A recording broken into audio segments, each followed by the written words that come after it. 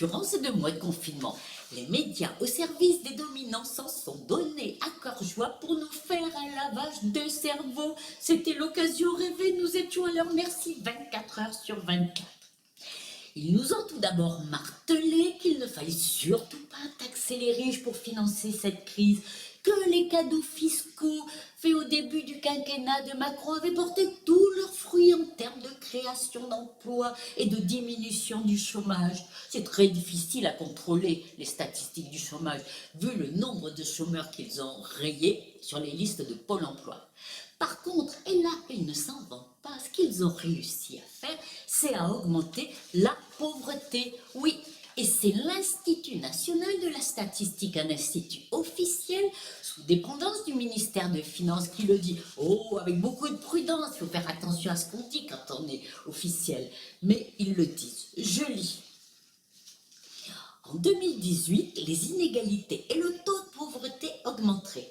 Le taux de pauvreté monétaire augmenterait de 0,6 points pour s'établir à 14,7% de la population.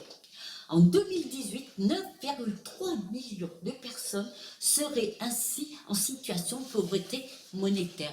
Et qu'est-ce que ça veut dire 0,6 points? 0,6 points, ça représente 402 000 personnes qui ont basculé depuis le début du quinquennat de Macron, qui ont basculé dans la pauvreté. Et il est fort à craindre qu'avec la casse prévue du Code du travail, les licenciements à venir, que le seuil de 10 millions de personnes soit franchi, soit quasiment un Français sur 6 en situation de pauvreté. Et puis, il y a eu la pandémie. Et là, c'est une véritable psychose qui nous a été instillée pour nous faire peur, nous contrôler, nous bâillonner et pour nous faire oublier l'écrasante responsabilité des gouvernants successifs dans la casse de l'hôpital en réduisant les moyens à leur disposition en matériel, en personnel, en masques, etc., etc. Je ne veux pas minimiser les pertes de vie humaines liées au Covid-19. Elles sont toutes dramatiques.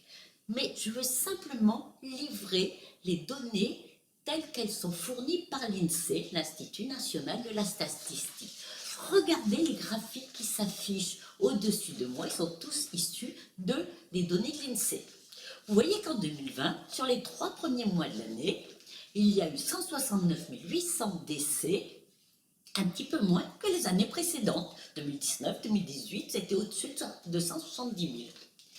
Sur les 4 premiers mois, de janvier à avril, en 2020, il y a plus de décès.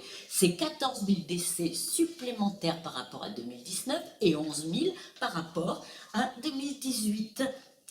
Et cette augmentation des décès est à mettre en rapport avec la population française qui est aujourd'hui de 67 millions de personnes.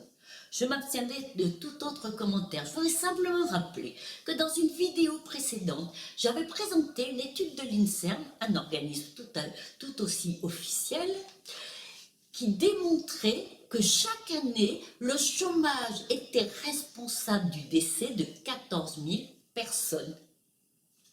Alors pour cette pandémie, on ne fait rien ou on confine les dirigeants qui veulent licencier pour les empêcher de le faire?